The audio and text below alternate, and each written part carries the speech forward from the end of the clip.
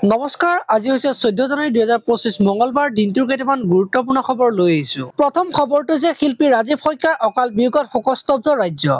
বিপ্লৱী কণ্ঠশিল্পীগৰাকীক হেৰুৱাই মৰ্মাহত অসমবাসী। জাতীয়তাবাদী ভাৱধাৰাৰে উদ্বুদ্ধ আছিল শিল্পীগৰাকী। অসমৰ সমাজ ৰাজনৈতিক বিষয়ত সদায় সৰব আছিল ৰাজীৱ শদিয়া। পৰৱৰ্তী খবৰটো হৈছে ট্ৰাম্পৰ শপত গ্ৰহণ অনুষ্ঠান, অতিথিৰ তালিকাত নাই মোদীৰ নাম। ট্ৰাম্পৰ পূৰ্বৰ শাসনৰ সময়ছোৱাত মোদী আৰু ট্ৰাম্পৰ মাজত ঘনিষ্ঠ বন্ধুত্ব পৰিলক্ষিত হৈছিল।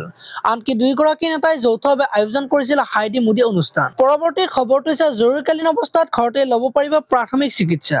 পৰিৱৰ্তনশীল বতৰ সাধাৰণতে আমি বৰ হঠাতে অসুস্থ হৈ পৰোঁ।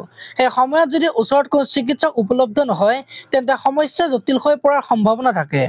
এই জৰুৰীকালীন অৱস্থা পৰীক্ষা কৰিবলৈ ঘৰত প্ৰাথমিক চিকিৎসাৰ যোগাৰ থকাটো অতি গুৰুত্বপূৰ্ণ। পৰৱৰ্তী খবৰটো হৈছে ভাৰত পুনৰ বিশ্বৰ ভিতৰতে দ্ৰুতগতিত বৃদ্ধি পোৱা বৃহৎ অৰ্থনৈতিক দেশ হ'ব ৰাষ্ট্ৰসংঘ। ৰাষ্ট্ৰসংঘৰ গ্ল'বেল ইকনমিক মনিটৰিঙৰ মুৰব্বী হামিদ ৰছিদে ভাৰতৰ অৰ্থনীতিক লৈ ইতিবাচক মন্তব্য কৰিছে। তেওঁৰ মন্তব্যত প্ৰকাশ পাইছে আশাৰ বতৰা। পৰৱৰ্তী খবৰটো হৈছে নতুন বৰ্ষৰ আৰম্ভণিতে তীখাৰ চাহিদা 8ৰ পৰা 9% বৃদ্ধি।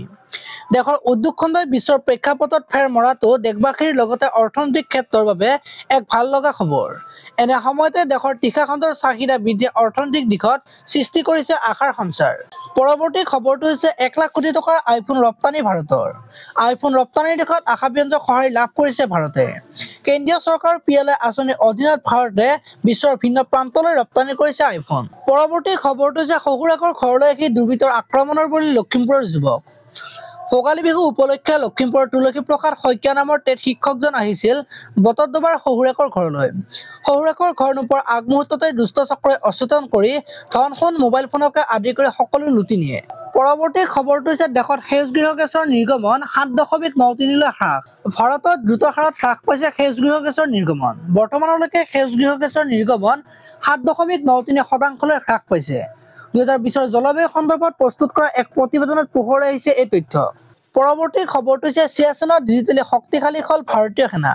ৰিলায়েন্সে চিয়াচেন গ্লেচিয়াৰত আগবঢ়াইছে 4G আৰু 5G সেৱা। জানুৱাৰী 15 তাৰিখৰ পৰা চিয়াচেন গ্লেচিয়াৰত সেনা বাহিনীৰ লোকে 4G আৰু 5G সেৱাৰে সংযোগ স্থাপন কৰিব পাৰিব পৰিয়ালৰ সৈতে।